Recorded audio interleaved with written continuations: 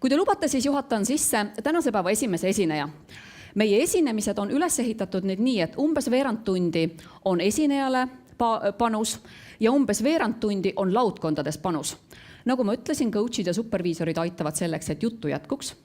2 laudkonna peale on olemas teil siis ka jutujuht ja oma meeskonnas on täna lubatud täiesti töö ajal rääkida. Miks? Sest läbi meenutamise, läbi koos välja rääkimise ja läbi sünergia tekib kindlasti võimalusi, kuidas vaadata, millised on hariduse väljakutsed 21. sajandil. Ning kui lubate, siis juhatan sisse meie tänase päeva esimese esineja, kelleks on Marju Lauristin. Tema on Tartu Ülikoolis sotsiaalse kommunikatsiooni professor ja juhib praegu Eesti haridusvisiooni 2035 väljatöötamisel just nimelt heaolu ja sidususe ekspertgruppi. Olge head, ma annan sõnajärje üle. Suur aitäh!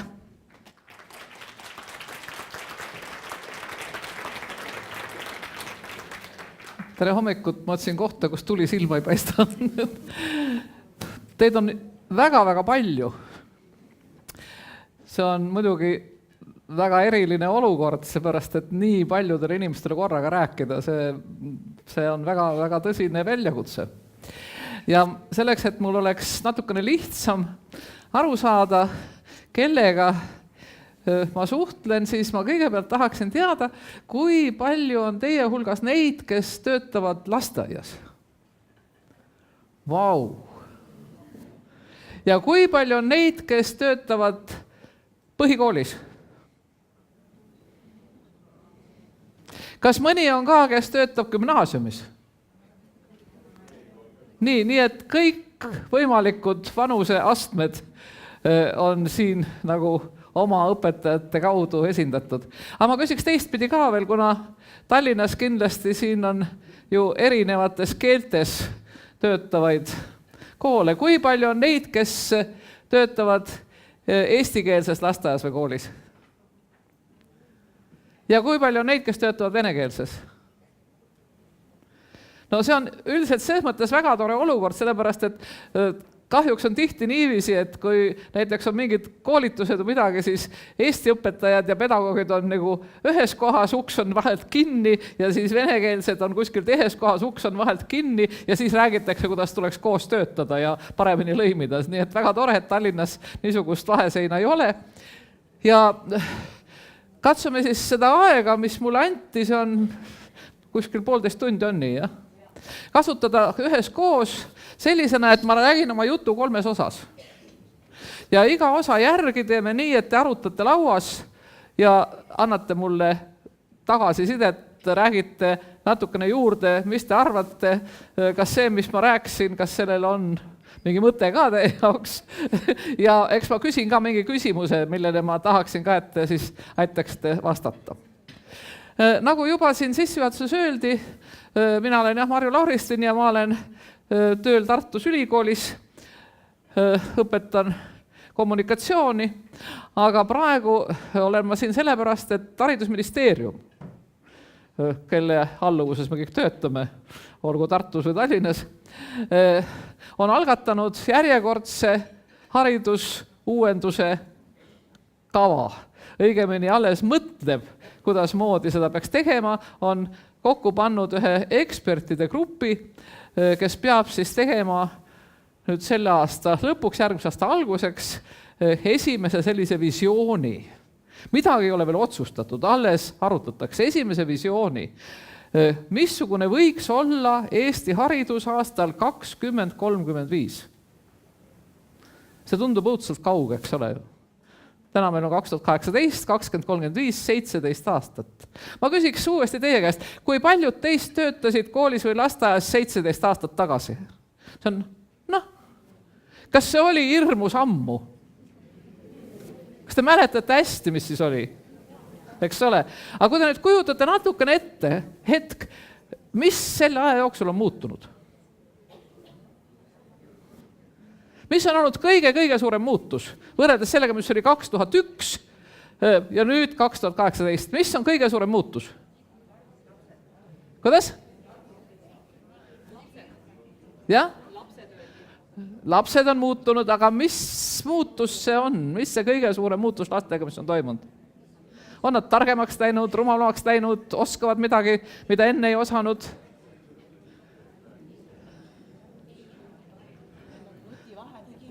Nutilahendused.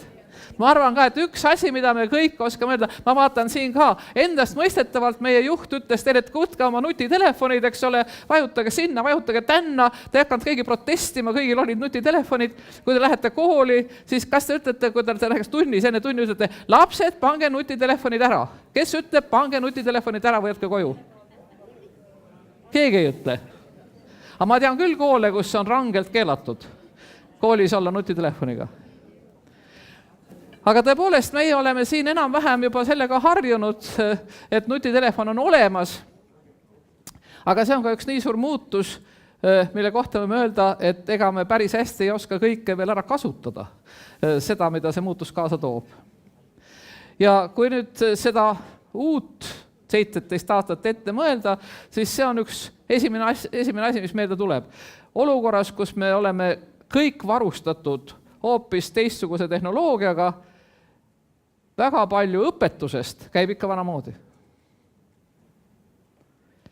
Ja lapsed tulevad lasteaeda juba niiviisi, et nad oskavad leida endale oma meeldiva lemmik muinasjutu, oskavad leida omale näiteks mõne looma, mis neile meeldib, oskavad teha ise mõnest loomast pilti ja saata teistele või iseendast pilti, oskavad igasuguseid asju. Mina tean, minul on minu kõige väiksem lapselaps, mul on 6 lapselapselast.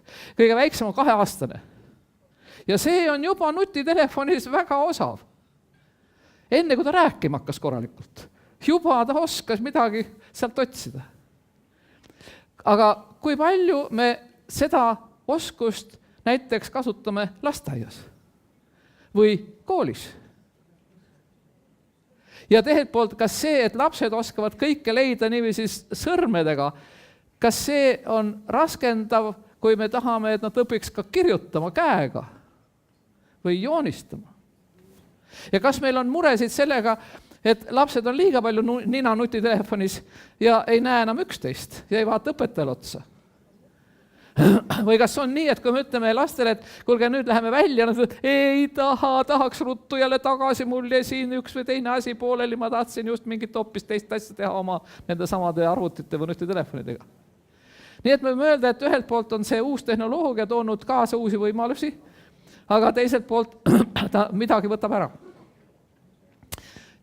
Ja väga palju on juba tehtud selleks, et ka õpetamismeetodid, kõik võimalikud, ka isegi õppekava arvestaks kõiki neid uusi võimalusi.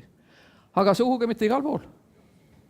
Nii et esimene asi, millega kogu see uus strateegia peab toime tulema, ongi see, kuidas me liigume edasi selles uues keskkonnas, niiviisi, et kõik see, mida juba on ühes või teises koolis või ka lasteaias nii-öelda välja mõeldud ja tehtud selleks, et kõige paremal viisil seda olukorda õpetamise huvides kasutada, et see muutuks üldisemaks.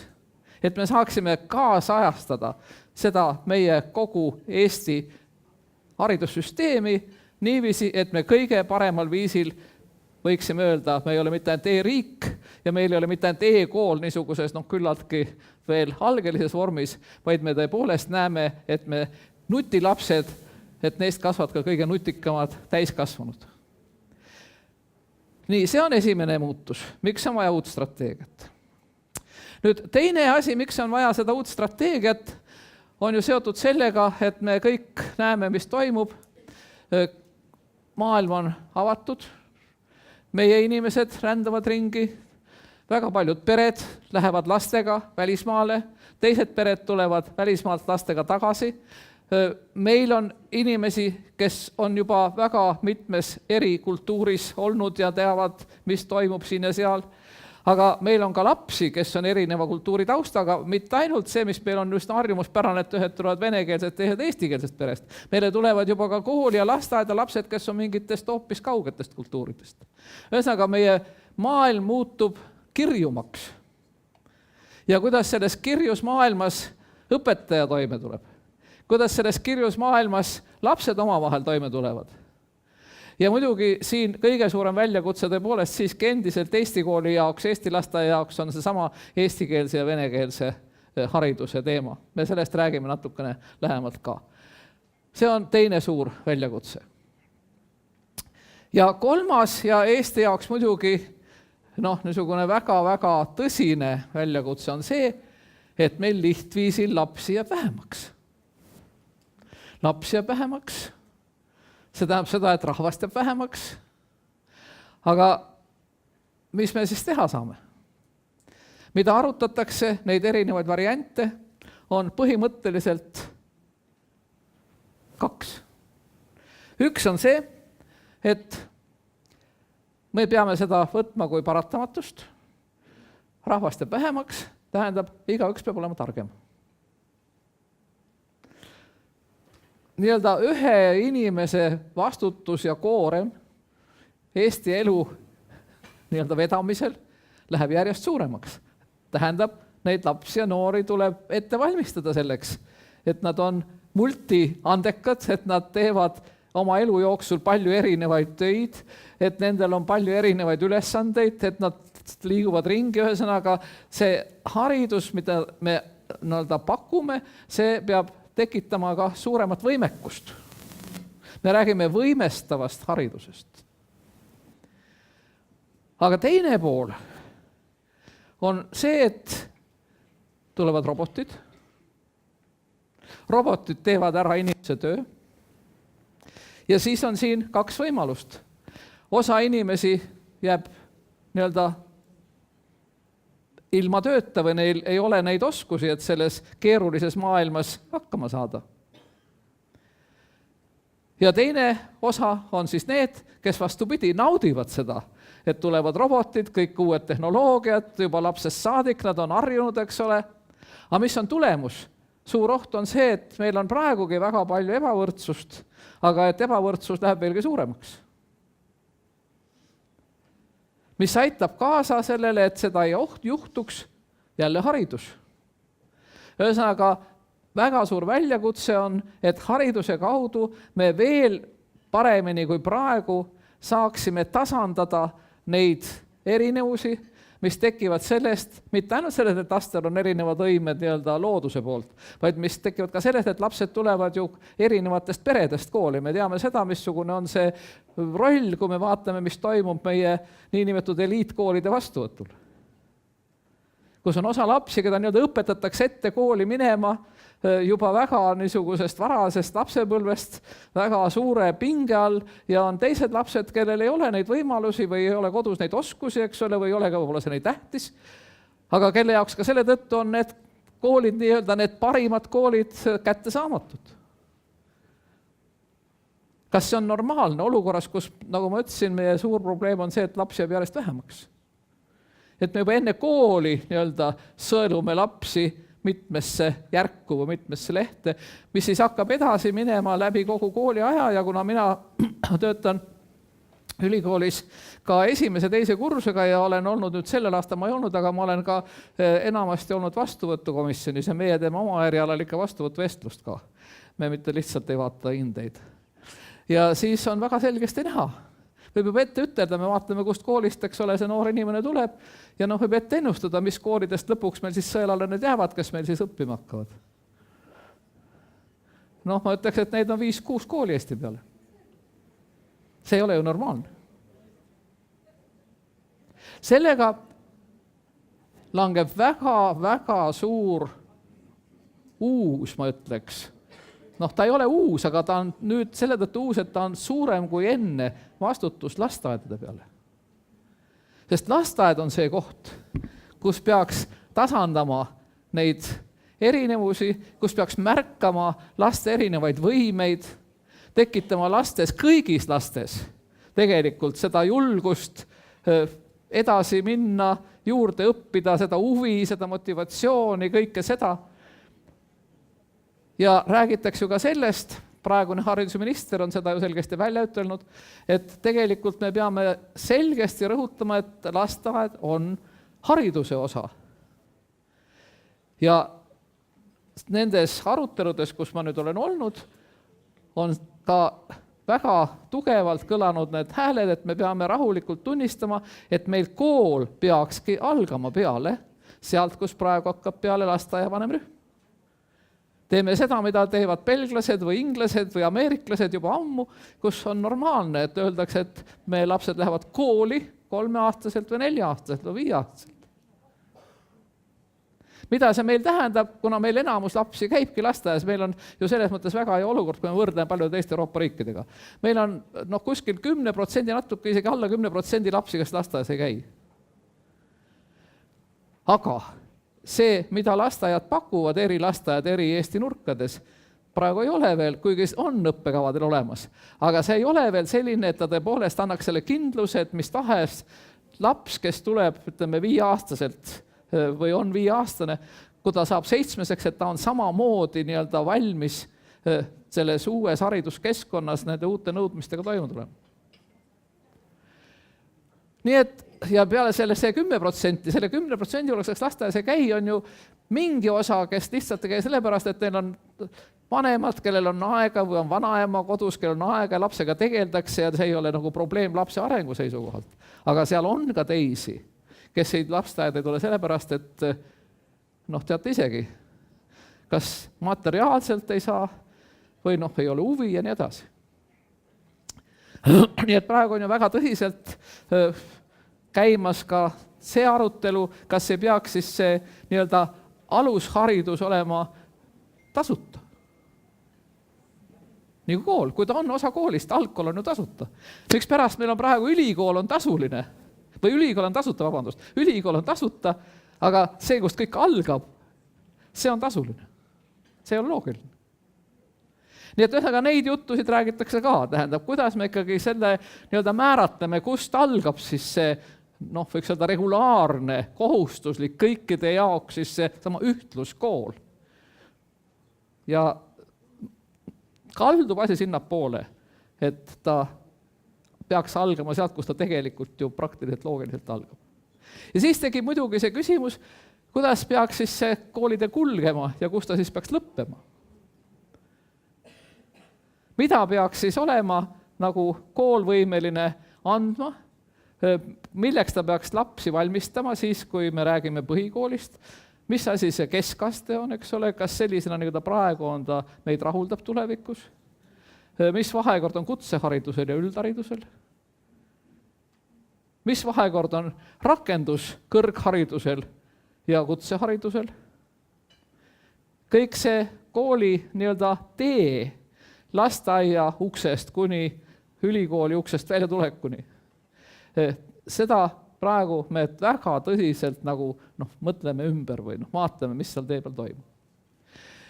Ja nüüd, kuna me ei ole kindlasti mitte mingisugune eriline nurk maakeral või Euroopas, vaid eks kõikides maades on seesama tehnoloogia probleem, enamuses Euroopa maades on seesama rahvastiku vähenemise probleem.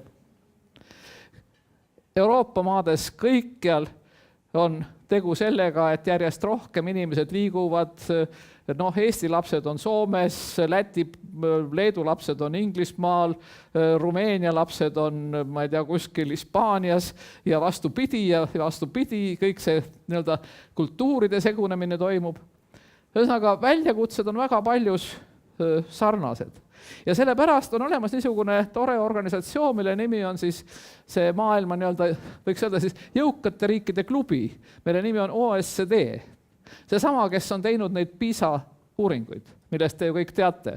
Need on need PISA uuringud, mis meid kõik alati rõõmustavad, ütleme, Eesti haridus on kõige parem või peaaegu kõige parem, igatahes parem kui Saksa oma või seal, ma ei tea, kas Soome oma nüüd on meist kehvem, me oleme paremad kui Soome, me kogu aeg vaatame seda, mis hästi on. Aga siis on muidugi teistpidi niisugune kurb lugu ka, et kui siis vaatame teisi uuringuid, näiteks seda sama Piiakit või Talist, siis me näeme, et on ka teisi probleeme, näiteks Eesti lapsed on koolis ühed õnnetumad. Õpetajad on kõige rohkem stressis. Täiskasvanud vaatamata igasugustele nutilahendustele ei oska probleeme lahendada. Jälle, need on probleemid meile, aga need on probleemid ka mujale. Ja nüüd see sama tark OSCD, kes tegeleb siis, kuidas nüüd seda edasi, saaksin siit näete, OECD on siis praegu välja töötamas meiega samal ajal uut hariduskäsitlust. Ja see on niisugune vahva pilt ja siit ei saa nüüd eriti lugeda, mis siin sees on, aga ma seletan ära. Sest et see on see võti, nii-öelda uue hariduse võti. Ja me võtsime oma selles strateegia arutelus ka selle nagu aluseks, sest et on hää, sa tunned, et sa oled mingis ühises raamis. Kogu see hariduse muutus toimub nagu samas vaimus.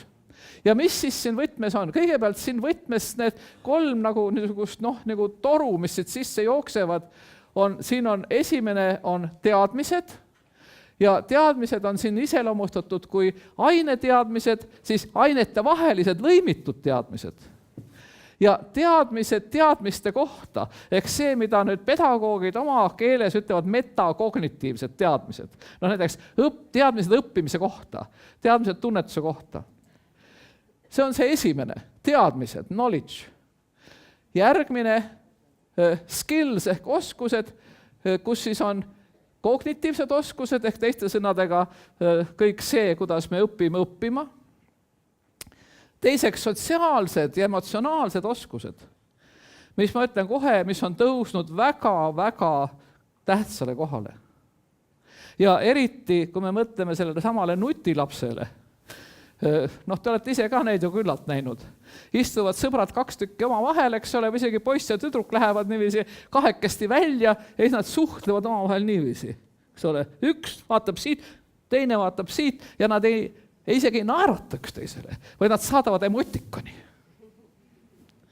Mis tähendab tegelikult seda, et kuigi kõik kogu aeg on võrgus, just nagu kõik kogu aeg suhtlevad, tegelikult nad üksteist ei taju. Väga palju jääb puudu sellest, mis on meie normaalses suhtluses, kus me kohe vaatame, mis nägu ta on, kas ta kuulab mind, ei kuula, mis ta kehakeel näitab, mis ta ilme näitab, mis see silmavaade on. Meil on suheldes kogu aeg emotsionaalsed need tundlad püsti. Aga siit karbikesest me neid emotsioone ei taju, kui neid meile päris näpuga niiviisi ette ei näidata. Mis tähendab, et sotsiaalne suhtlus siis endast kui loomulik oskus enam nagu ei arene ilma, et me ei pööraks tähelepanu, et seda peab täiesti eraldi treenima ja õpetama. Siis, kui me vaatame neid samu Eesti lapsi, te teate ju küll, ma mõtlen meie venekeelsed Eesti lapsed on sagedasti juba samasugused nagu eestikeelsed Eesti lapsed. Teate seda anekdooti, öeldakse, et millest ära tunneb, kas Eesti inimene siis on introvert või ekstravert. Introvert on see, kes räägib ja vaatab oma kinganinasid. Ekstravert on see, kes räägib ja vaatab teise kinganinasid. Nii et see sama niisugune empaatiavõime. Ja siit ka meeskonnaskus. Kui ühelt poolt siin räägitakse, et kõik meie töö nõuab ja õppimine nõuab meeskonnatööd, aga siingi ma juba näen, et ise te enam suhelda ei oska, teil on vaja coachi. Ehk teiste sõnaga coachi. Või on see coach, kas see on coach või coach? Võib-olla coach siis, kui on nii palju naisõpetajaid ja naiste rahvaid ümber laua. See on coachi vaja, et saaks suhelda. Ja eks me räägime sellest koolis sotsiaalsete oskuste arendamisest ka juba niiviisi, et õpetajal peavad olema need coachi oskused. Õpetaja ei ole mitte lihtsalt õpetaja, vaid ta peab ka coach olema. Aga kus me neid coach'e õpetame? Teie olete kõik õpetajaks õppinud, te olete kindlasti andnud palju eksamit. Kas teile, kui paljud on need, kellele on õpetatud seda sama coachimist või coachimist või nimetame seda siis ka arutelu juhtimist? Tõstke käed, kes on neid oskusi spetsiaalselt saanud, vastavad mingid eksamid teinud, võivad öelda, et peale nende, keda meile siin juba näidati, kes sellega tegelevad igapäev. Kes on saanud seda coachimise treeningut? Ei ole just enamus, pehmelt öeldes. Aga see uus võti siin, näete, oskuste all kesksel kohal on need emotsionaalsed ja suhtlusoskused. Ja seal all kõige viimane, mida te siit lugeda ei näe, aga ma teile ütlen, te peate mind uskuma, et see seal all on selles keskmises, on siis need füüsilised ja praktilised oskused. kätega peab ka oska midagi teha, peab mitte ainult nutitelefoni libistada. Ja põhi siin on väärtused ja hoiakud. Ja meie oma selles töös, mida me teeme nüüd selle sama Eesti strateegiaga, pöörame väga suurt tähelepanu just väärtustele, väärtuskasvatusele ja hoiakutele, alates õppimissoovist ja õppimismotivatsioonist ja lõpetades selliste üldisemate väärtustega, sest kui me räägime näiteks sageli sellest, et haridus peaks vastama nagu ka tööturu ootustele, siis kuna meil selles rühmas on ka tööandjate esindajaid ja majandusmehi, siis nemad ütlevad küll täiesti selge ja kõva häälega, et tänapäeva tööandja tunneb kõige suuremat puudust mitte sellest, et nendel noortel, kes tulevad tööle, ei ole neid tehnilisi teadmisi või selliseid praktilisi või ametialaseid oskusi, vaid nad tunnevad kõige suuremat puudust selles, et neil ei ole vastavaid isiksusomadusi, väärtusi, hoiakuid. Usaldusväärsus, järjekindlus, ausus muidega, kogu see niisugune tööle pühendumus, keskendumisvõime, kõik need on asjad, mis käivad nende hoiakute ja väärtuste alla ja nende olemasolu on siis ka, näete siin kogu selle uue hariduskontseptsiooni võtme see sisend. Ja nüüd need 3 sisendit, nad tekitavad sellise vedru ja selle vedru peale on kirjutatud kompetentsid ehk pädevused. Nii et pädevused ja kompetentsid ei ole mitte ainult teadmised, vaid kokku teadmised, väärtused ja oskused. Ja see, kuidas me nad tasakaalus hoiame, pingestame kokku, krutime selle vedru, eks ole. Sellest sõltub ka siis see, kas nüüd kogu see hariduse tiivik, näete, mis on see mootor, see nagu läheb käima või ei lähe käima. Ja kui ta läheb hästi käima, siis näete see, kuhu siis see mootor peaks nagu viima ühiskonda seal üleval, on well-being ehk heaolu. Ühesõnaga, see niisugune uus käsitlus on haridus heaolu heaks. Mis see heaolu tähendab? See tähendab lihtsalt võttes õnnelikku inimest, eks ole.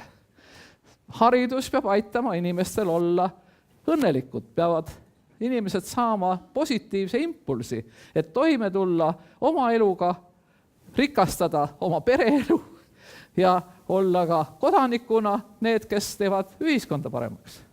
Rääkimata sellest, nad peavad head töötajad olema, kui nad tööl on. Nii et see heaolu mootor on hariduses, see on selle pildi mõte. Aga mis on nüüd selle pildi peal, mis siis selle mootori need tiivikud on ja mis siis see ümberkäiv, ma ei tea siis, mis selle nimi on, rootor. Mis see siin on? Siin on väga huvitavad asjad. Selle kesta peal on inglise keeles on anticipation, action ja reflection. Ehk ettenägemine, tegevus ja järelemõtlemine, teadvustamine. See peab nagu korraga toimima. Ja see on iseendast väga lihtne, aga sisuliselt väga uus asi. Selle uue niisuguse hariduskontseptsiooni üks märksõna, mida OECD kasutab, on inglise keeles on future fitness. Ehk tulevikuks, kuidas siis on, mis see fitness on, me räägime eesti keeles ka, et läheb fitnessisse, eks ole.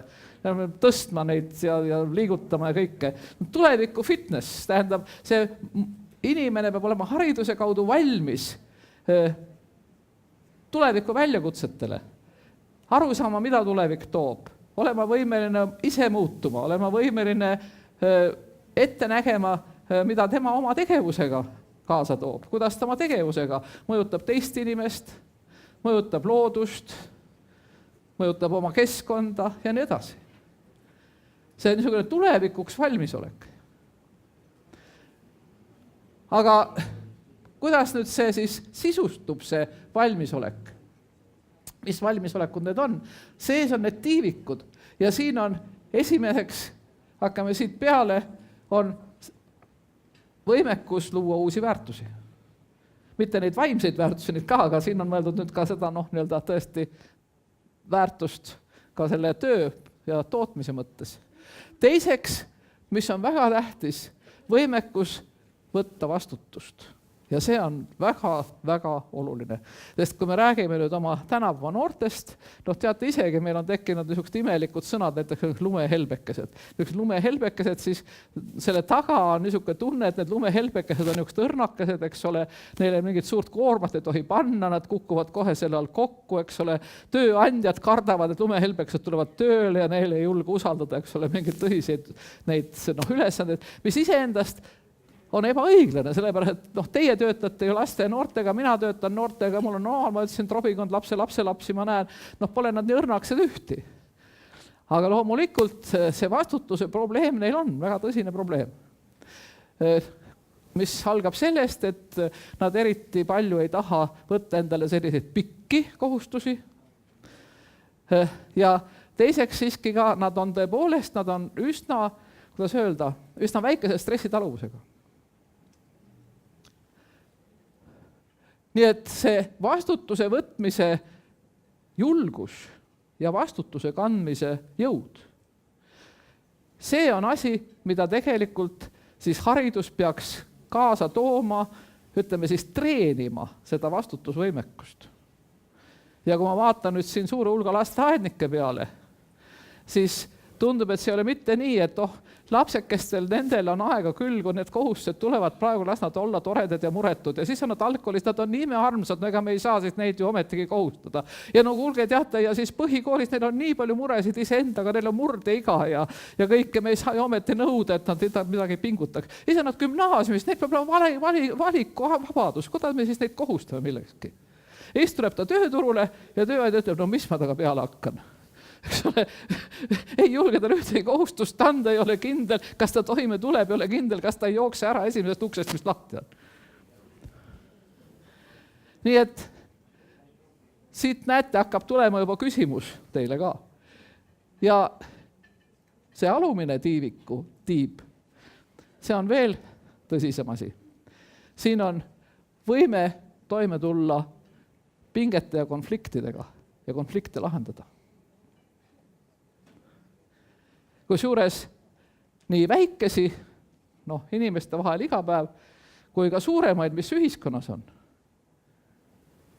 Sellepärast, et me sagedasti ju praegu ka kurdame, et inimesed on nii eraldi, ei julgegi üksteisega rääkida, eks ole. Arvatakse nii erinevalt, ollakse nii eri maailmades, et ei olegi nagu enam mingit niisugust ühist alust. Ja kui siis peab koos olema, eks ole, meeskonnas näiteks, siis on väga kerge, et satutakse oma vahel sellisesse olukorda, et saadakse asjadest erinevalt aru ja nii edasi. Vaadake, mismoodi meil on kas või suhted, kas või isegi perekonnasuhted, eks ole, on läinud sellisteks üsnagi rabedateks ja nii edasi. Ja selle asemel, et konflikte lahendada, lihtsalt põgenetakse konfliktidest. Aga kui me tahame sellist sidusat ühiskonda, tõesti tegusat ühiskonda, siis ei saa põgeneda pingete konfliktide eest, vaid neid tuleb lahendada. Aga selleks peab olema ka oskusi. Oskust teisest aru saada, oskust tajuda kas või seda lihtsat asja, et sa võid oma sõnadega teist inimest niivõrd haavata, et ta ei saagi sinuga enam suhelda. Või näiteks sa teed midagi sellist, et sa ei märkagi, et sa oled tekitanud pinge seal, kus tegelikult põhjust ei olegi. Pärast tuled, et ma ei saanud aru, ma ei saanud üldse aru, mis juhtus, mis tal viga on. Eks ole? Mis tal viga on? Nii et seesama konflikti nägemise oskus, konflikti lahendamise oskus, valmisolek pingetest ülesaamiseks konstruktiivselt, mitte põgenemise teel. Nii et need on sellised huvitavad niisugused nagu nüansid või tegelikult ikkagi mingi häälestus, seda on nii tähtsal kohal siin. Näete, tähtsal kohal on siin niisugused tõesti emotsionaalsed, sotsiaalsed, suhtlemisega seotud, kõik need omadused. Ja siis siin päris südames on muidugi need asjad, mis on meile kõik tuttavad ja armsad, kirjaoskus, matemaatika, kõik sellised asjad. Siin on, aga mis on huvitav, siin on see kirjaoskus lugemise, kirjutamise mõttes, siis on matemaatiline või numbriline kirjaoskus. Ja siis on veel eraldi digitaalne. Me näeme need sagedasti segamini.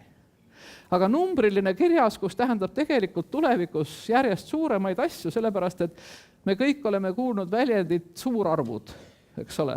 suurandmete analüüs, öeldakse, et kuulge, meil läheb nii teaduslikuks, et juhtimine kõik tehakse suurandmete alusel. Aga suurandmed tähendavad ju tegelikult statistilisi korrelatsioone, igasuguseid tabeleid, arvutusi ja kui me vaatame neid noori, kes tulevad kas või meile ülikooli ka kõige parematest koolidest ja ka kuldmedaliga, siis nende jaoks testi puhul on näiteks üks raskemaid kohti, kui nad peavad näiteks tabeleid interpreteerima. Lihtsaid arvridasid, isegi lihtsaid graafikuid, rääkimata nüüd suurandmetest. Kusjuures inimesed võivad olla väga keerukat matemaatikat õppinud ja isegi üks rääkis mulle üks professor, füüsikaprofessor, et tema oma noorte käest, kes on füüsikat õppivad koolis, näiteks küsib niisuguse küsimuse, kui klassis on 20 õpilast ja neist 12 on poisid, kui mitu protsenti on tüdrukuid? Ja need rasket matemaatikat õppinud vaatavad, oi, ei oskagi. Nii et see matemaatiline või numbriline, arvuline, see kirjaoskus, see peab olema selline, et iga inimene on võimeline aru saama. Kas või näiteks seda, mis nende andmetega tehakse, mis ta igale poole jätab. Me teame, et meie andmeid korjatakse krediitkaardi ja nutitelefoni ja kõige muuga. Need andmed kogunevad kuskil keegi töötleb, midagi tehakse. Aga mis asi see on, mis need andmed on, mis nendega toimub? Seda peaks igaüks ette kujutama. See on näiteks üks neist asjadest. Nii et peaks rohkem hoopis olema statistikat võib-olla, mingeid hoopis teisi asju õpetada. Ja peale selle siin on veel üks tore kirjaoskus. Health literacy, tervise kirjaoskus. Jälle üks asi, mida meil küll praegu juba rõhutatakse, et peab olema see terviseõpetus, eks. Aga terviseõpetus on üks asi, aga tervise kirjaoskus kui põhiline, baasiline kirjaoskus. See on see, et igaüks peaks tajuma, mis asja ta sisse sööb ja mis temaga juhtub, kui ta nii või teisiti käitub ja kõik need asjad, mis puudutavad seda inimese heaolu, tervise heaolu ja mis tema teistele teeb oma näiteks mingite asjadega. Nii et ühesõnaga niisugused uued rõhuasetused ka kirjaoskustel. Tervisekirjaoskus, andmekirjaoskus, digitaalne kirjaoskus, pluss siis klassikaline kultuuriline kirjaoskus, keelteoskus, lugemisoskus ja nii edasi. Ja siin keskmes on õppija, näete, siin keskel on õppija. Nii et kui ma võtaksin selle kokku, selle uue, mis tegelikult ju nii väga uus ei ole, iseendast iga asi eraldi, aga kokku võttes rõhuasetusena on ta uus. Rõhuasetus on õppija kesksel põhiliste oskuste ja pädevuste kujundamisel, millest see tavaline aineõpetus on ainult üks osa. Kusjuures selline osa, mis hakkab tööle, see tiivik hakkab tööle ainult siis, kui sinna on juurde tulnud kõik need teised asjad ka. Kõik need sotsiaalsed oskused, emotsionaalsed oskused, väärtused, kõik need uued kirjaoskused. Kusjuures see kõik peaks hakkama peale juba lasteaias. Juba isegi varem, juba kodus. Ja mida me oleme siis omavahel rääkides ka juba kirja pannud, et põhimõtteliselt see uus õpikäsitlus, see õppija-keskne õpikäsitlus on ju praeguses haridusstrateegias sees, see, mis praegu kehtib, kuni 2020. Aga see on üks suuremaid probleeme või isegi ebaõnnestumisi, sest paberil on ta olemas. Aga see, kuidas kõiki neid samu sotsiaalseid pädevusi, neid asju, mis ei ole otse ainega seotud, kuidas neid siis ikkagi esiteks kujundada ja teiseks, kuidas neid hinnata, kuidas kontrollida, et see tõesti toimub. See on üsna veel poolik. On koole ja lasteaedu, kus on leitud tõesti fantastilisi lahendusi.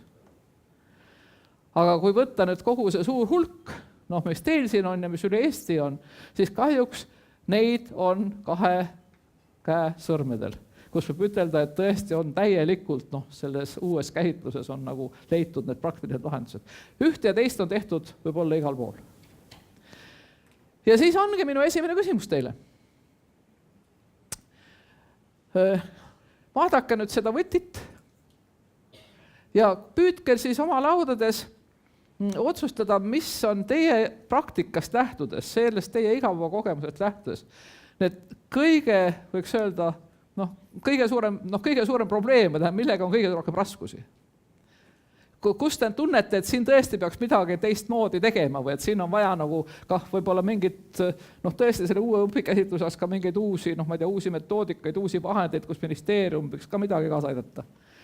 Ja teine pool, küsige ükselt, kas on teie hulgas juba neid koole, lasteaedu, kus mõnes selles asjas on leitud midagi sellist, päris oma niisugust toredat lahendust, mida võiks teistele ka pakkuda.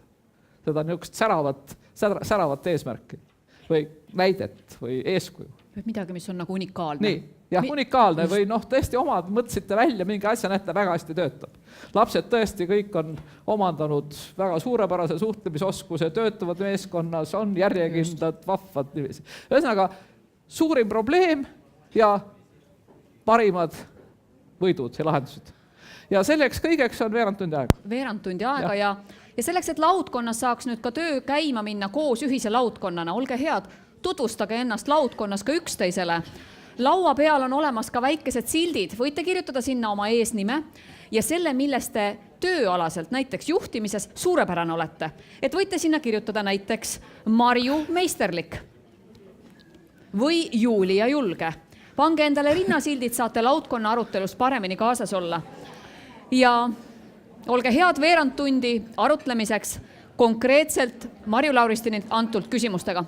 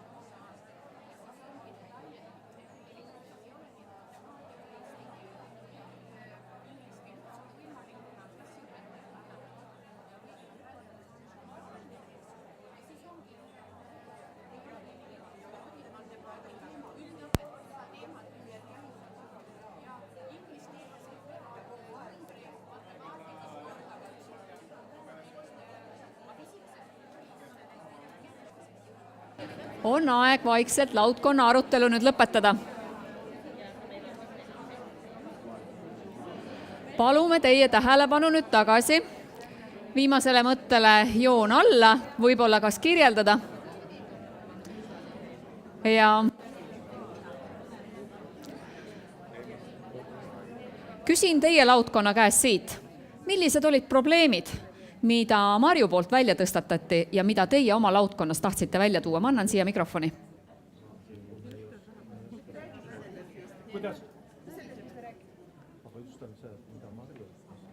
Ega rääkige sellest, mis te rääkisite, see on oluline.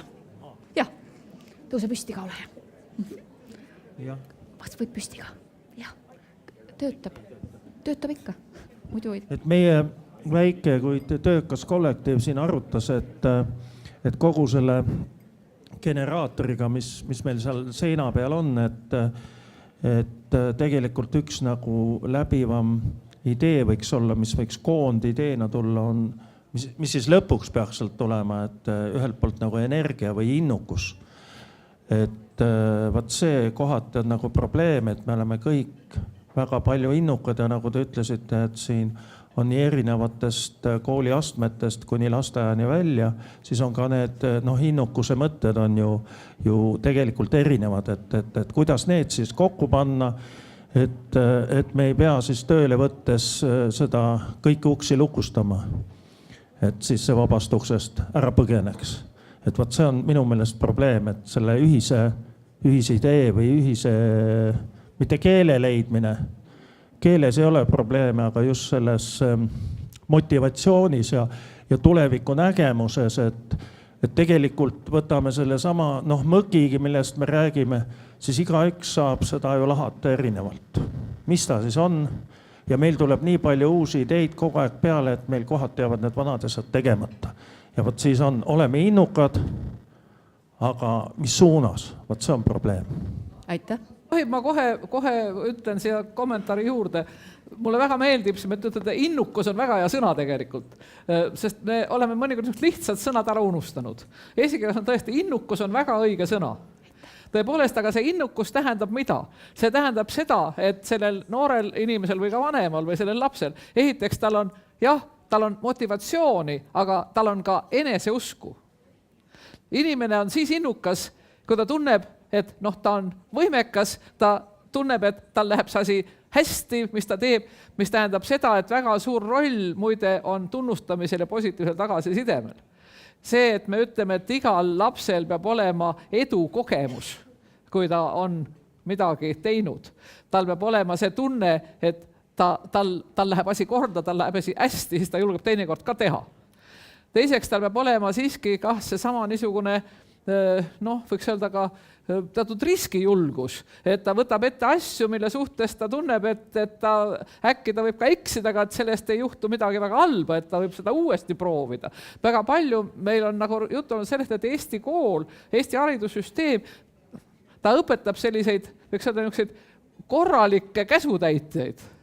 See sama, et me teeme teste jube hästi, see on kõik väga vahva, aga tegelikult seda uue algatamist, seda julgust ja oskust tulla välja mingite asjadega, kus ei ole võib-olla nii kindel, kas see just niiviisi peab minema, seda on vähem. See innukus väga tihti kustub esimese ebaõnnestumise järgi, selle esimese tunde järgi, et ma proovisin küll, aga teate, mul on nii häbi, eks ole, mul läks halvasti ja ma enam ei tee. Aitäh, meil on üks arvamus veel.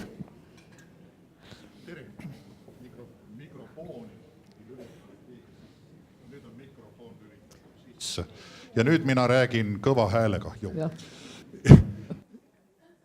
Meil siin lauas jõudsime järeldusele, et Eesti haridus on jõudnud juba väga kaugele.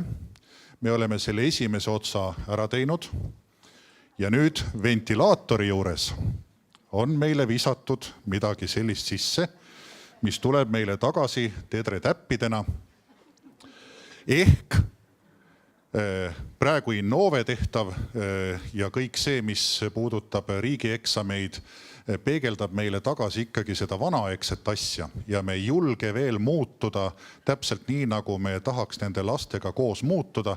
Ehk lasteaiad on meil alustanud juba muutumist täpselt selle sama skeemi alusel, kuigi ma arvan, et paljud lasteaiad ei ole seda üldse lugenudki veel.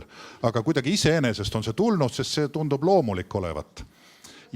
Kokku arutelude tulemusel. Nii et see on võetud ka erinevatest riikidest neid kogemusi, nii et see ei ole ju kuskilt õhust tulnud. Ja kui nüüd Eesti peale tagasi mõelda, siis ilmselt on veidi selles osas süüd ka Johannes Käisil, kes on seda mõnda moodi juba meile lahti seletanud.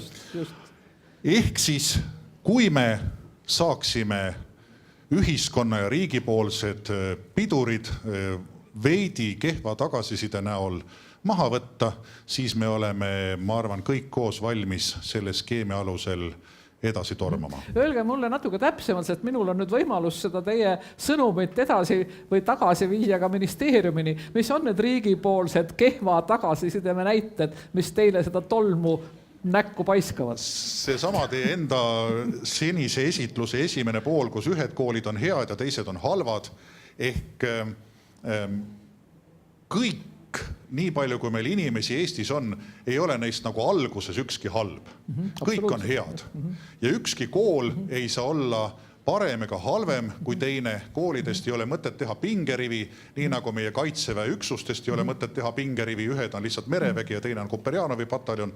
Üks ei ole teisest parem, vaid igal ühel on oma konkreetne eesmärk, konkreetne ülesanne ja kõik Eesti lapsed on täpselt nii olulised, et igal ühele oleks põhimõtteliselt meie elanike arvu arvestades võimalik teha individuaalne õppekava. Kohe sellest räägime. Ja seetõttu ei ole mõtet neid suurte rühmadena paremusjärjestusse seada. Aga öelge mulle nüüd seda, teate, ma ütlen teile omavahel saladuskatte all täiesti salaja, et ma esinen täna, mis kuupäev meil on 12, eks ole, et ma juba tuleval nädalal ma pean rääkima, kahe esinema sel samal teemal umbes nendele inimestele, ministeeriumis tegelevad hindamisega. Kas te annate mulle äkki väikse niisuguse vihje, mida siis tegelikult võiks nagu hinnata nii, et see innustaks koole, lasteaedu edasi minema?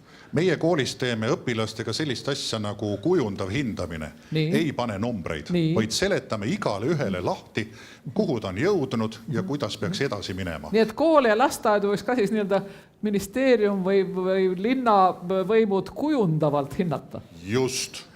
Suurepärane idee, aitäh selle eest. Palun, kas on mõni innovaatiline lahendus mõnes laudkonnas, mis te kindlasti soovite just praegu jagada?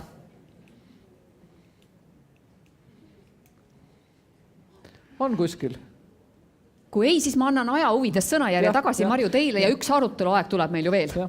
Mis puudutab neid innovaatilisi lahendusi, siis ma ütleks nii meie selle meeskonna poolt, kes praegu seda visiooni teeb, me rõhutame seda, et meil on praegu, nagu teiega ütlesite, iseendast areng on õigel rajal. Tähendab, me ei taha teha mingit järjekordset revolutsiooni. Aga me tahame küsida, miks meil mitte nii-öelda kõik ei ole sellel rajal veel samavõrra edukad ja kuidas kõige paremini kasutada neid kõige paremaid näiteid, mis juba on siin ja seal ja kolmandas kohas üle Eesti, kuidas teha need nähtavaks, kuidas neist õppida ja luua neist mingid siis need samad kujundava hindamise ja muud uued niisugused nii-öelda positiivselt mõjuvad ka raamid kogu arengu jaoks. Ja nüüd ma näitaks teile siis lühidalt, kui kaugele me oleme jõudnud. Missugune siis see nii-öelda visioon hakkab kooruma kogu sellest asjast.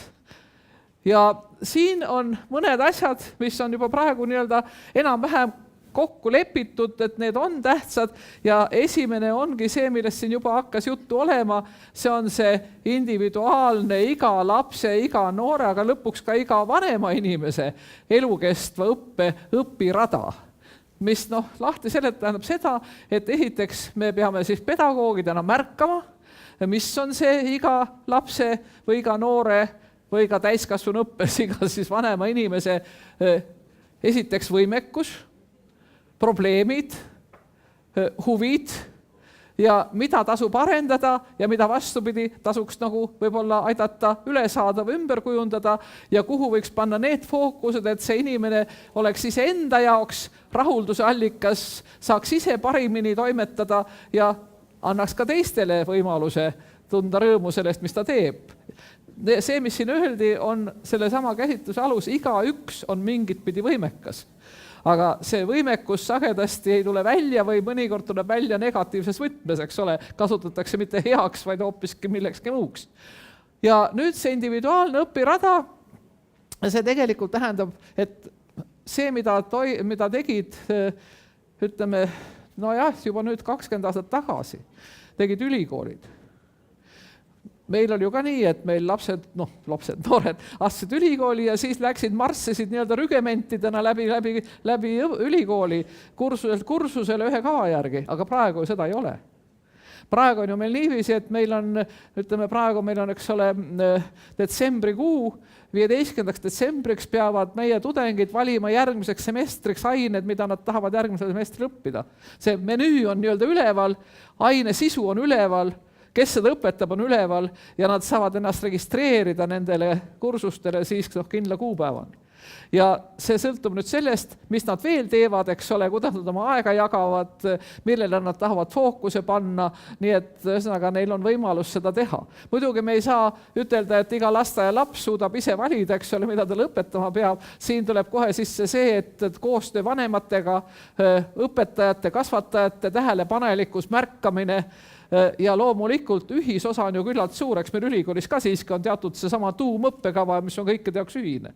Aga sinna juurde siis, ütleme seal mingi pool või kolmandik on ju iseendast võimalik teha erinevaks ja on võimalik ka kombineerida neid teadmisi või oskusi, mida saadakse näiteks kooli puhul koolist ja ütleme neid, mida see sama laps saab kuskilt sporditrennist, eks ole, muusikakoolist või näiteks käib mingis, ütleme, robootikaringis või veel kuskil, eks ole, ja tegelikult see lähenemine, mis meil on praegu nüüd juba üsna hästi rakendunud ülikoolis, me nimetame seda võtaks, ehk siis eelmise kogemuse arvestamiseks. Tegelikult seda sama võtat saab kasutada ka ju õppetöös niiviisi, et kõik see, mida see laps kuskilt õpib, ta ei õpi ainult koolis, on võimalik koguda kokku tema sellesse, sellesse, me nimetame portfooliosse. Nii et ta saab kooli läbitud sellisena, et sinna kogutakse kokku kõik see, mis ta õpib, kõik võimalikes keskkondades.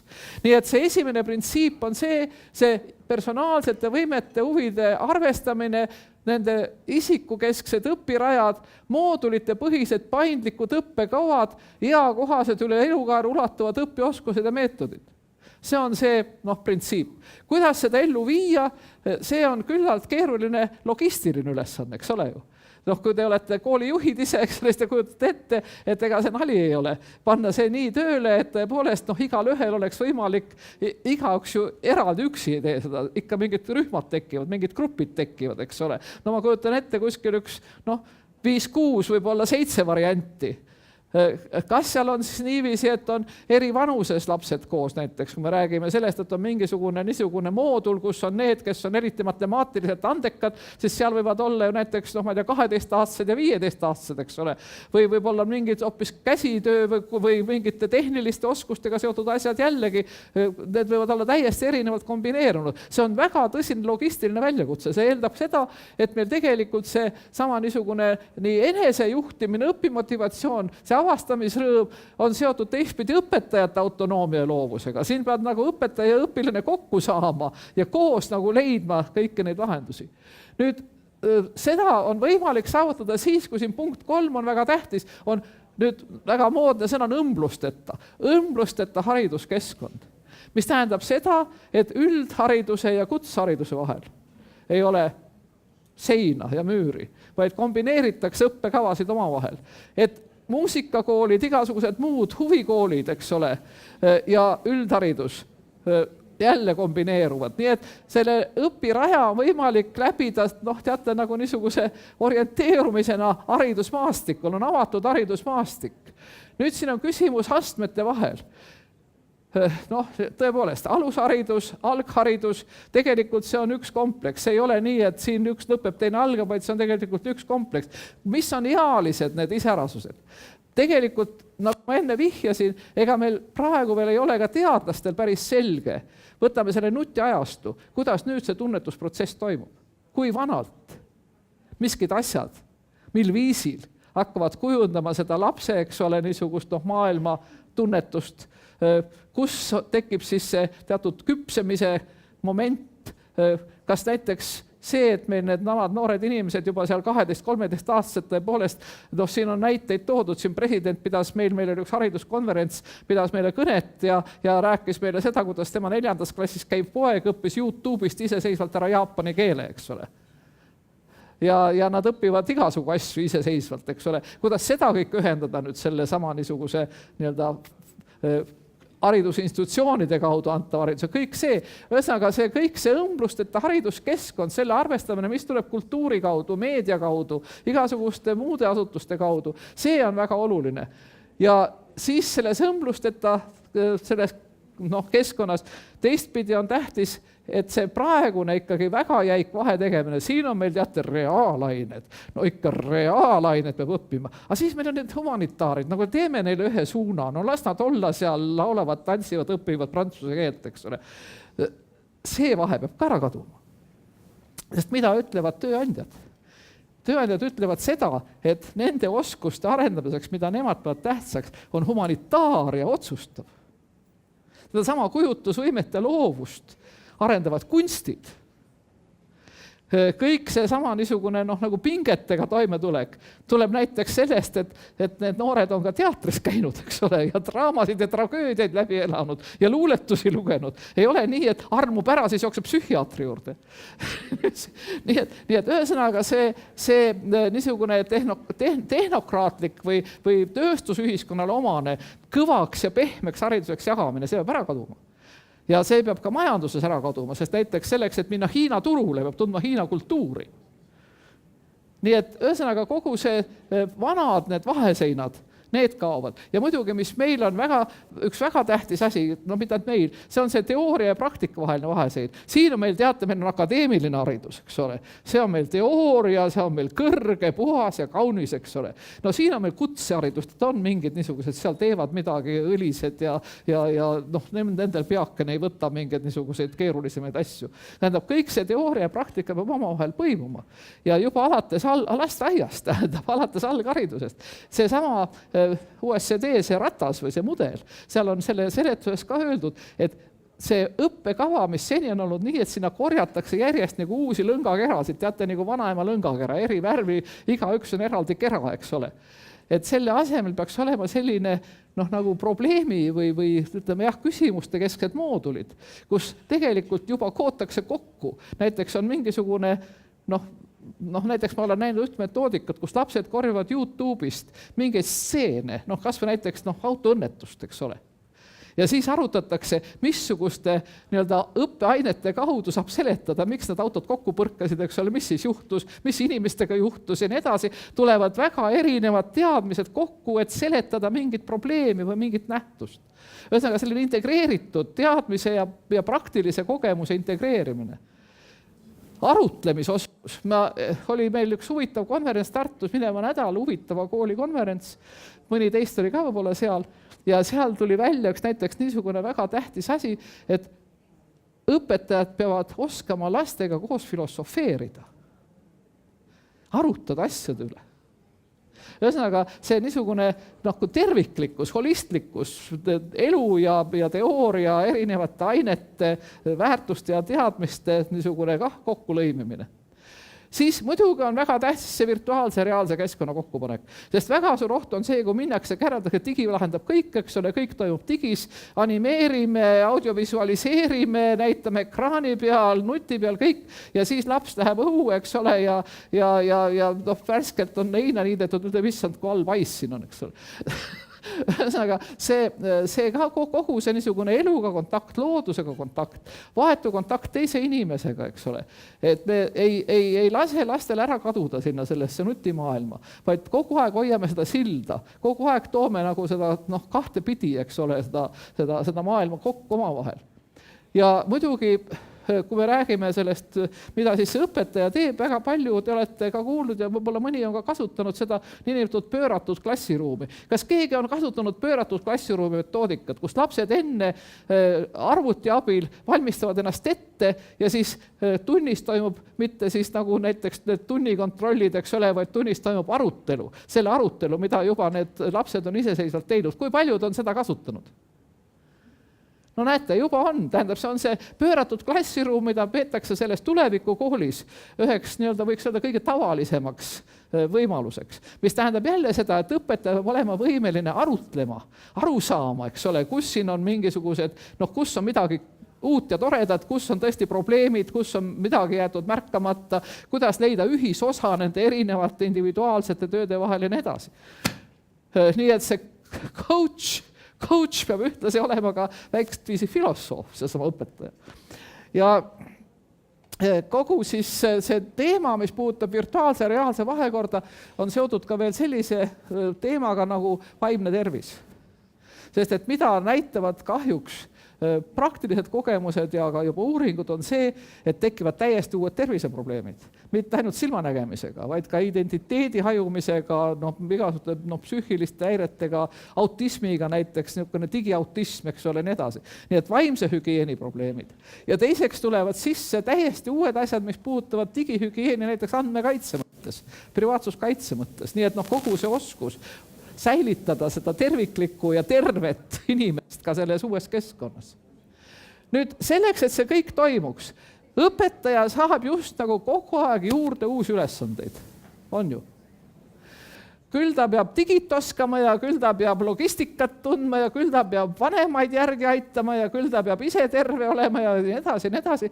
Ja siin ei aita midagi muud ja õpetaja ei ole mingisugune imekangelane. Vaid me peame jõudma nii kaugele, et me saame aru, et enamus kooli või lasteaiatööst on meeskonnatöö. Et selles meeskonnas ei ole mitte ainult see, mis on õpetaja, abiõpetaja või õpetaja psühholoog, tulevad juurde niisugused asjad nagu haridustehnoloog, hariduslogistik, täiesti uued sellised nagu oskused. Nii et tõepoolest võib olla niiviisi, et selle sama seltskonnaga, nende rühmadega töötab korraga 3-4 inimest. Coach ja mingi ainete spetsialistid ja psühholoog ja tehnoloog ja nii edasi. Ja siis me saame ka selle olukorra lahendatud. Me tahame, et kooli tuleks inimesi tegelikust elust, spetsialist, eks ole. Et ettevõtjad ja kõik võimalikud spetsialistid aitaks õpetajad. Siis on vaja neil juurde seda haridustehnoloogi. Nii et ühesõnaga tekib niisugune rida. Õpetaja kutse avatus on võimalik siis, kui kõik see värk töötab. Me saame inimesi kutsuda juurde siis, kui meil meeskonnad töötavad. Meeskonnad töötavad siis hästi, kui meil on kogu see keskkond ümber kujundatud, virtuaalne, reaalne infrastruktuur on olemas. See saab teha siis, kui meil on see hariduskeskkond õmblust, et ta pole jäiku neid barjääre vahel. Ja barjäärid kaovad ära siis, kui kõik saavad olla avatud ja loovad, mitte ei pea olema seal rangides, eks ole. Ja kõik see peab viima sinna, et meil on tõesti personaalsete võimete keskne selline individualiseeritud õpiradade valik. Alates, vot siin on küsimus, kust alates? Kust alates? Mis east alates? Ja siia tuleb väga tähtsa asjana juurde see, et kool ja õpetaja ei ole üksi. Vanemad, kuidas tuua vanemad sellele õpirajale kaasa? Et nad ära ei ehmataks. Et nad ei ütleks, aga nüüd õpetatakse valesid asju, numbrid enam ei pantagi, eks ole. Ja mis nüüd saab? Ja tahetakse eesti ja vene lapsed kokku panna. Issand, see küll pole võimalik, eks ole. Ja mis see tähendab, et gümnaasiumis kutseharidusega lõimitakse, minu laps küll kutsekooli ei lähe.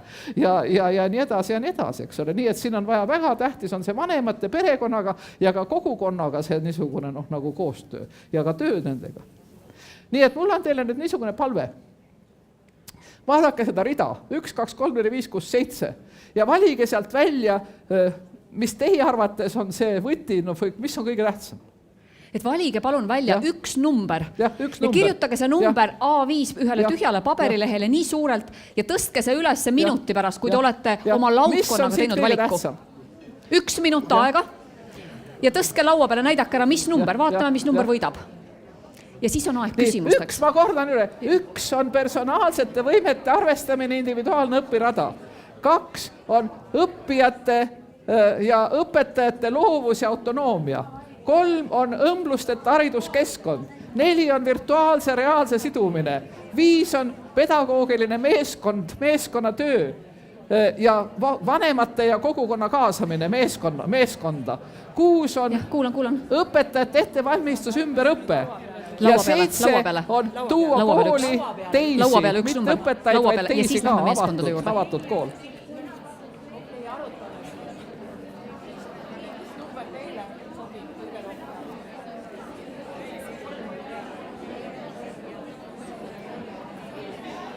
Teeme nii.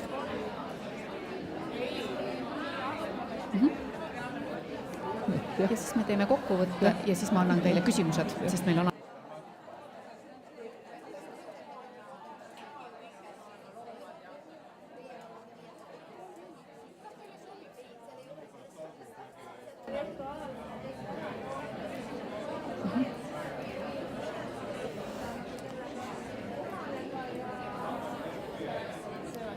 toetan.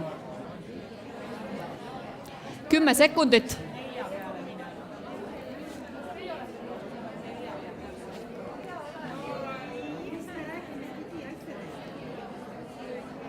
Yeah.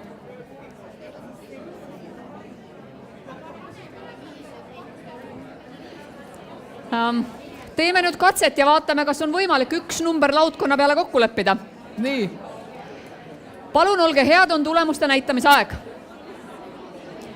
Palun tõstke kõik lauad ülesse. 5. 5. Meeskonnatöö, Viis, õmblusteta viis. keskkond, meeskonnatöö, õmblusteta keskkond, 3. meeskonnatöö ja mis see 4? 4 on virtuaalne, reaalne, meeskonnatöö, Meil on siin üks 3. meeskonnatöö, personaalne õpirada, õppijate ja õpetajate loov koostöö, jälle õmblusteta õpirada, loov koostöö. Teil on 2 või 7, kuidas pidi teil on 2? Loov koostöö, õmblusteta keskkond, meeskonnatöö, 4 on virtuaalne, reaalne, see on loov koostöö, nii, siin ma ei näe, siin on meeskonnatöö, loov koostöö. Nii et mulle tundub, et siin selgelt domineerib see, 6 on seal ka, üks 6 on veel 6. See on pidev ümber ja elukestev ümber ja täiendõppe ka õpetajatel. Aga tundub, et selgelt domineerib see tunne, et meeskonnatöö on praegu meil üks tõsine väljakutse. Mina ausalt öeldes lootsin, et seda virtuaalse reaalse teemat on rohkem, aga virtuaalse reaalse teema ilmselt kas te olete juba ära lahendanud või ta ei ole veel täie teravusega kerkinud. Aga see, et meil meeskonnatöö on kõige tähtsam probleem, arvan, see on väga oluline. Kas see on siis õppe ja õpetaja vaheline või pedagoogide ja kogukonna lastevanemate vaheline, igatahes meeskonnatöö. Suur aitäh, Marju, meil on mõned küsimused teile, kas võime esitada? Muidugi. Hästi. Teemad, mida tõstatasite, on käsitlust leidnud juba viimase 10 aasta jooksul. Mis peaks konkreetselt olema fookuses aastani 2035? No siin on mitu asja, mis me oleme rääkinud. Kõigepealt on küsimus selles, miks pärast näiteks see sama, mis me räägime õppijakeskne hariduskäsitlus, ikkagi nii suurte raskustega ellu läheb. Nagu ma ütlesin, on häid koole, häid näiteid, aga reeglina ta ei lähe. Ja siin on 2 teemat. Kõigepealt üks on koolitee ja kooli enda juhtimine. See on juhtimisküsimus, see on seadusandlusega seotud, see on seotud sellega, kuidas moodi meil on õppekavad paika pandud seadusega, see, et meil õppekavas üldsele osa ja aineosa asjad kokku, selle kokkupanek ei ole hästi õnnestunud.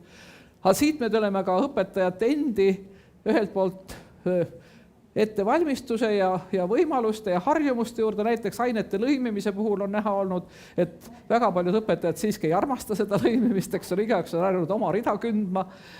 Meeskonnatöö harjumusi, oskusi tegelikult kas ei ole või teistpidi ka koolis seda nagu ei ole võimalik teha. Siin me tuleme selle juurde, kuidas on õpetaja ajakava, kuidas ta on koormatud, kui palju ta, eks ole, milleks tal üldse aega on, kogu see logistika teemad. Nii et me võime öelda nii, et praegune meie hariduse ja kooli organisatsioon, juhtimine, institutsionaalne see raam, eriti hästi ei sobitu nende suuremat loovust, avatust, improvisatsiooni, erikombinatsioone nõudva niisuguse õppija keskhariduskäsitlusega. Nii et see on üks kõige suurem väljakutse. Aitäh. Järgmine küsimus. Lasteaia aeg peaks siiski olema vabam, et lasta lastel olla lapsed. Koolis lapse tase ühtlustub, ega ülikooli sisse astudes lasteaeda ei vaadata, ikka viimast hariduskogemust ehk gümnaasiumi. Küsimus on hoopis selles, miks gümnaasiumite tasemed on erinevad? Siin on nüüd niisugune lugu, et see sama gümnaasiumi teema, ta ei ole ju lahutatav kogu sellest haridusprotsessist. Siis, kui hakkas peale see eelmise strateegiaga seotud reform, siis kui me seda strateegiat tegime, olin selles meeskonnas ka, siis meie käsitlus oli natuke teistpidine sellele, mis välja tuli. Meie käsitlus oli selline, et see sama gümnaasiumi ja põhikooli niisugune nagu eristamine, et see peaks olema fookusega põhikoolil. Põhikool on võti. Põhikoolis tekivad ju need lapsed, kes lähevad või ei lähe gümnaasiumi, kui nad lähevad, kas nad edasi või edasi. Ühesõnaga, põhikooli väljaarendamine sellisena, et tõepoolest see sama 15-aastane, kes sealt välja tuleb, 15-16-aastane, mõnikord ka 14-aastane, et ta tõesti oleks juba nii isiksusena küpsem, tal oleks see sama valikuvõimekus suurem, tal oleks ka üsna kindel siiski see niisugune juba ka teadmiste põhi ja siit edasi siis ka gümnaasiumis oleks ka võimalik neid erinevaid valikuid teha niiviisi, et nad oleks ka võrdväärsemad. Aga mis välja tuli, oli see, et sisuliselt fookus läks sellele samale gümnaasiumi eraldamisele ja gümnaasiumi teemale, fookus läks väga palju koolivõrgule ja majadele, eks ole, ja sisuliselt see põhikooli tugevdamine ja kogu see põhikooli arendamine, see sama lapse lasteaiast kuni siis selle murdejaani, see kõik osa, see jäi nagu väiksema tähelepanu alla ja ma arvan, et siin on see võti. Aitäh. Ja viimane lühike küsimus veel. Kas peaks juba lasteaias alustama nutitelefoni mõjude selgitamisega? Ma arvan, et kui nad tulevad teil kõik nuttidega, siis peab neil hakkama selgitama küll. Seda sama nutihügieeni ja kõike seda ka ise ka vaatama. Ühesõnaga, et nad õpiksid siiski seda nutitelefoniga võtma kui teatud vahendid, mitte kui kogu elu sisu. Et oleks selge, milleks ta hea on, aga milleks ta tegelikult ei sobi.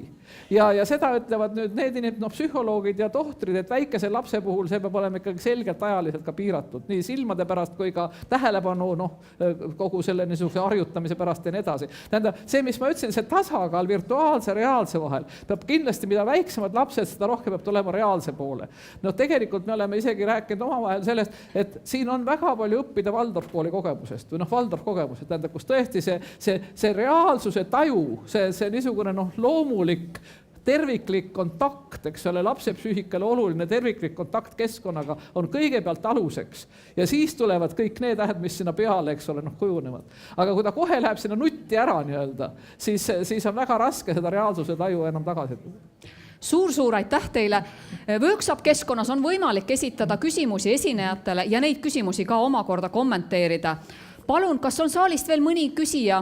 Või me võime teha ühe suure ja tänuliku aplausi hariduse väljakutsete teemal meile kaasa rääkinud Marju Lauristinile. Aitäh. On aeg. Nii. Aitäh. Üks hetk ma annan kingituse ka. Aitäh. Ja ma soovin teile tartlasena, ma soovin teile, et olge Tallinnas ka niiviisi julged muutuma, sest et me Tartust tahaks muidugi olla Eesti hariduspealinn ja muutusi eest vedada, aga me teame, et Tallinnas on siin väga tugev konkurents, nii et ma loodan, et just nimelt niisugune omavaheline loominguline konkurents aitab kogu Eestit edasi. Aitäh teile jõudu! Kes teab, mismoodi see meeskonnatöö välja paistab. Siin on teile ka väike kingitus Haridus Ameti poolt. Aitäh teile! Aitäh!